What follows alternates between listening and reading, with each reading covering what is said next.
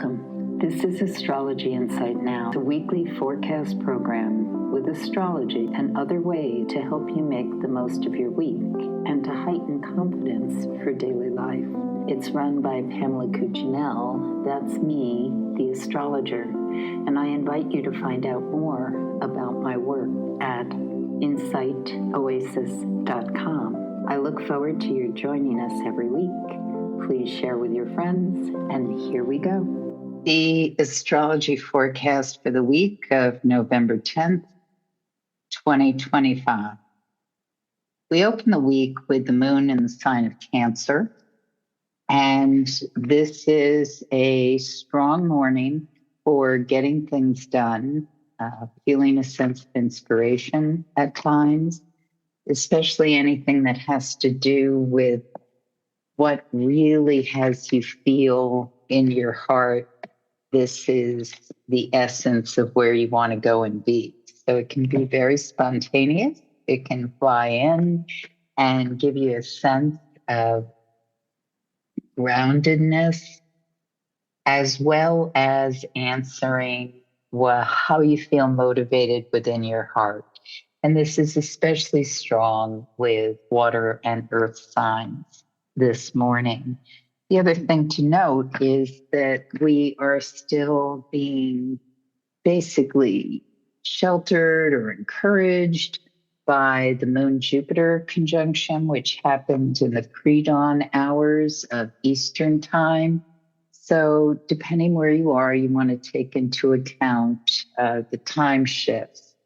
But basically, up until 12:23 p.m., so slightly after noon Eastern time, when the moon goes void, of course, we're in this nice energy of feeling as though you can tap in to your core initiative and move with your heart first.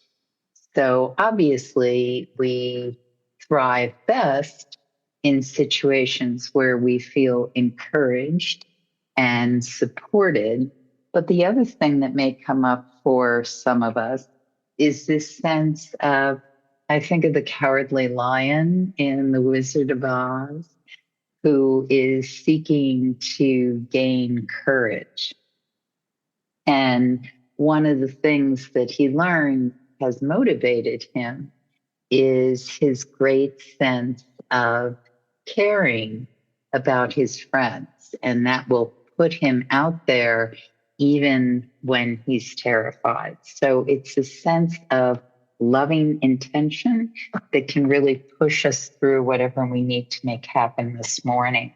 We are in the waning moon cycle. The new moon happens actually next week, midweek. So what we are best able to do perhaps this week is work on projects already in motion, finish things up, decide what we're not taking with us in the next lunar cycle. But overall, highly productive morning.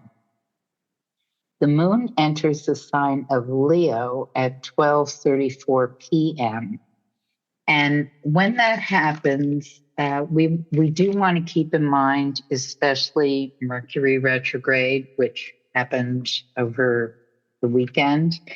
And so the things that can perhaps trip us up over the next couple of days is anything that we don't really analyze well, with communications, with how things are set up electronically, how we get around.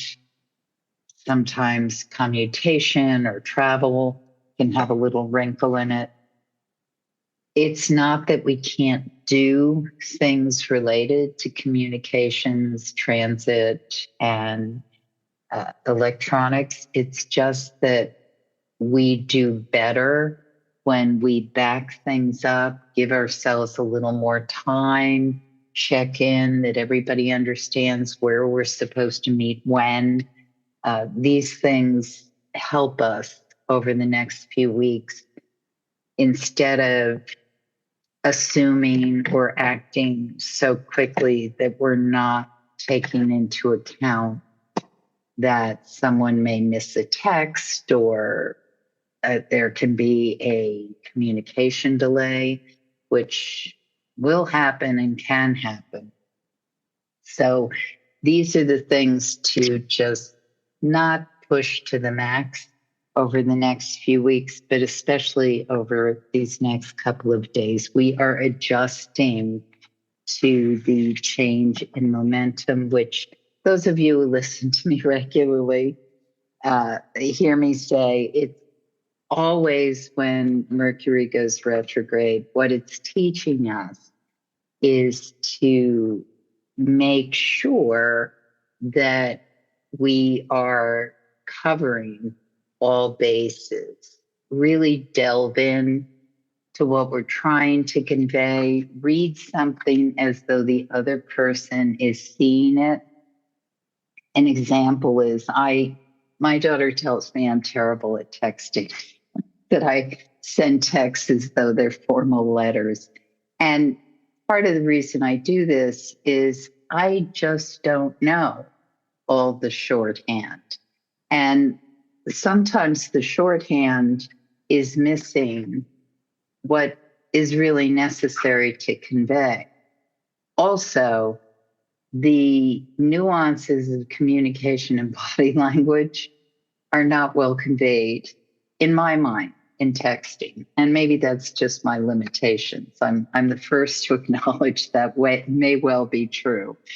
But it's that kind of thing where we shoot things off, that we want to make sure whatever we've conveyed is understood by the other party in the way that we had intended them to understand. So sometimes what's of great benefit is to look, read at something, hear it back, considering that we are the person receiving the message. On Monday, especially with the Moon Pluto picture in the sky, there can be a tug of war at some point, power struggle. And again, as I often say, it can happen within ourselves where we want to move in a certain way or do something in a certain way, but we are getting in our own way about it. And sometimes that getting in our own way is actually beneficial, and other times it's punitive. So we need to decide what exactly is happening. The biggest warning or caveat I might suggest over the next couple of days is with that moon in the sign of Leo, we want to be sure that ego isn't getting in our way. Some of us, that's how we roll, it's the MO. It's just how we go through life. And if that's the case, then sense of humor can be highly constructive, because if we trip up or are misunderstood or misinterpreted, having the ability to deal with things with a lighter hand can really benefit us over the next couple of days. And maybe even as a general rule. Tuesday, the 11th, Jupiter goes retrograde, and Jupiter will be retrograde for a period of time. And when Jupiter is retrograde, it is best not to embark on something that we wish to receive a big financial return. So overall, generally what is said is you don't want to start a new business when Jupiter is retrograde. It's not going to give you the monetary results you're looking for. And this retrograde goes through early February. And overall, depending on your business plans or what you have in mind, just know that when Jupiter is retrograde, the person who is selling or putting the idea out doesn't always receive what it is they want to. So if you, for instance, want to put a house on the market or start a new business, it may be best to hold off for a couple of months. This can be mitigated somewhat depending on where Jupiter falls in your horoscope and perhaps what the business is. For instance, if it's a house that requires a lot of renovation, it might be a good time to do it because its desirability increases with the sense of, oh, this is something I can put in what I want to put into it. So it depends on the product that you're putting out, but that is generally how we think of Jupiter retrograde. With that being said, people who have strong Sagittarius or Jupiter placements in their horoscope, the next couple of months is a period of looking at that exuberance that may well rule your life and how to think in terms of greater moderation. If you're born with Jupiter retrograde, that may be a way that you do things anyway, but its biggest message, and we've also got Mercury retrograde, is it's time to tighten the belt a bit, be more moderate, not as impulsive, and think more in terms of how to pace yourself so that things can grow in a way you want them to grow. The Wednesday, the 12th, is when the moon goes void of course at 6:29 p.m. So Wednesday up until that point in time, and Tuesday are times that we want to keep those things in mind that I've been talking about. It's not that we don't have a passionate desire to do things or perhaps perform in ways that we would like to get points across. Leo moon often wants to share ideas, do things with a big splash, cultural things, artistic things, things that heighten the temperature in the room with drama, with stories, and all that's good. Keep in mind, though, how things are received.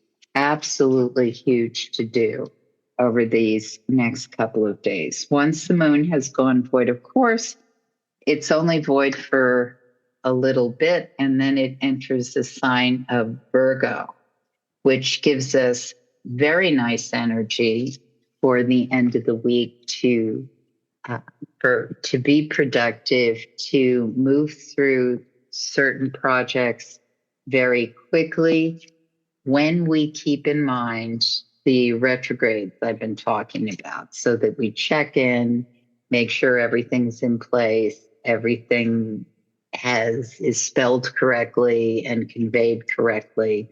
We can get these things out in a way that's highly productive, especially once we get into mid-morning on Thursday, the 13th. Then it's as though everything just clicks along and moves with a very nice momentum. This works best with projects already in motion. It's also a very nice couple of days for getting things where we want them to go. If there is something we do need to initiate at this point in time, as I said earlier, sometimes we have to do things, even though the timing may not be exactly what we would like. So it's not that we totally freeze and don't make things happen that need to happen. But we look for days that give us the most support in a period where, in this case, we've got Mercury and Jupiter retrograde. So, two of those days are absolutely the Thursday, the 13th, especially once we're into mid morning, through Friday, the 14th. And these are days of high productivity, keen sense of research and editing, an ability to really understand what's in front of us. And that might also mean, wow, I thought this person was going to support and give me the insight I needed for certain projects or things I am doing, but they're not showing up. I don't know when they can show up. And how do I either find someone, a better candidate who can help me in this way, or put things in a place, sort of a holding pattern, until that person can help me in the way I need. And that is not a bad thing. Often it is beneficial for us to take a step back and realize, let me see when is a good time to proceed with this. I'd like to do it now, but if it's not falling into place and things are not happening in the way I want them to, then how can I think in terms or adjust this so that I'm doing it in a way or in a fashion that gives me the most benefit? And that is absolutely a super way to use this moon in Virgo. Virgo has the ability to take stock, to really see where things are at. It's patient energy, but it's also very adaptable. So, with 2 feet on the ground, viewing something as it is, not necessarily as we would like it to be. And then looking at what can I work with the things that are available to me. So it is an energy that is certainly realistic, but also very creative in that, okay, so I'm in this space. It's not where I thought I'd be, but what are the tools available to me to make the most happen in this space that I'm in? And that's where the creativity comes in, because Virgo energy can look at something, analyze it, and take the time to figure out, okay, I need a hammer, but I don't have a hammer. So what in this space can give me the kind of leverage, heft, and target that I need to do what has to happen? And that analytical ability is very keen at problem solving. So these days, that's the kind of creative inspiration that can come in. How do we work with what we have? How do we make something more with what's available to us? The moon goes void of course at 4:08 a.m. on Saturday the 15th, and then it enters the sign of Libra at 4:44 a.m. on the 15th. This weekend, I think the nicest way to use that is to see what you've got going on over Saturday, Sunday, that's going to expose you to more ideas and vision. the idea is that this week has probably been one that required certain adjustments, certain new ways of viewing things. And so the weekend with that moon in Libra can invite in new perspectives, new points of view. And while that's happening, nothing may be available that we can take action on immediately. But the thing that is available is bringing all the ingredients into the kitchen of your creative ideas and how you might cook something so that you can select what is going to add the most flavor or impact to what it is you need to do or make happen. So it may well be a weekend where you find yourself with a lot of people, a lot of stimulus, a lot of ideas. It may be a period of time when you're feeling very exuberant about what is presented to you. But at the same time, there's resistance isn't the right word. What there is which way do I go? Because so many things may be offered or presented that there may be a bit of overwhelm. And overwhelm isn't necessarily bad at all. We want to take advantage of the retrograde, the Mercury and Jupiter retrograde. Think of those two planets and what they symbolize. Mercury, the messenger god, communication, the ability to take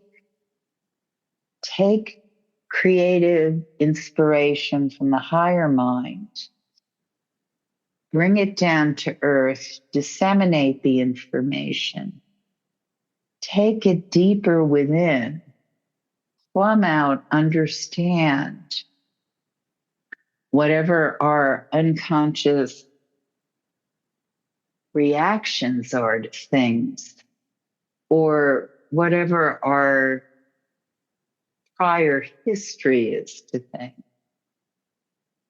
and move it all through this, if you will, centrifuge of our analytical ability and come up with new concepts.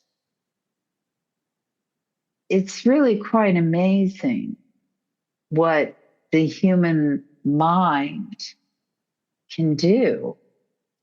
And I think in this time when we're being seduced by AI, it's important to remember that humans' ability to birth new ideas comes from the quality of being human. I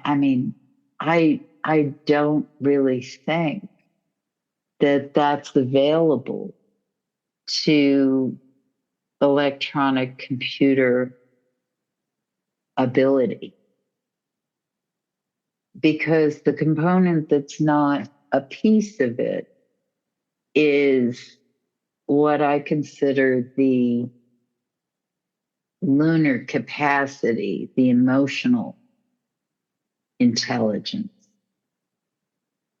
It's so interesting that the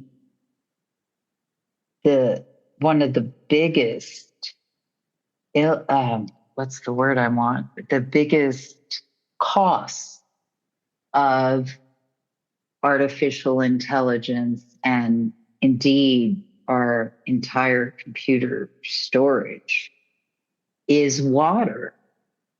Water is so necessary to keep these things cool or however they're processed. And yet, water is the most precious thing to human beings, because without water, we can't exist. So the cost of what is it we're pouring all our water into?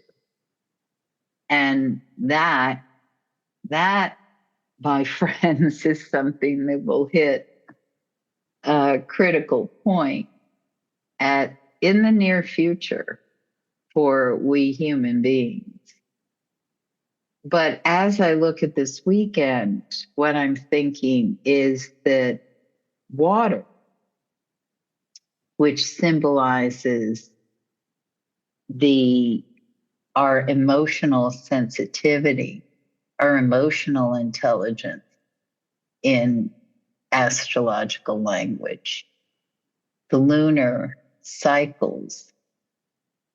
So that kind of tapping in to our emotional reactions to things gives us this clear-sighted understanding of what, when it's presented to us, is the gift that we take action with.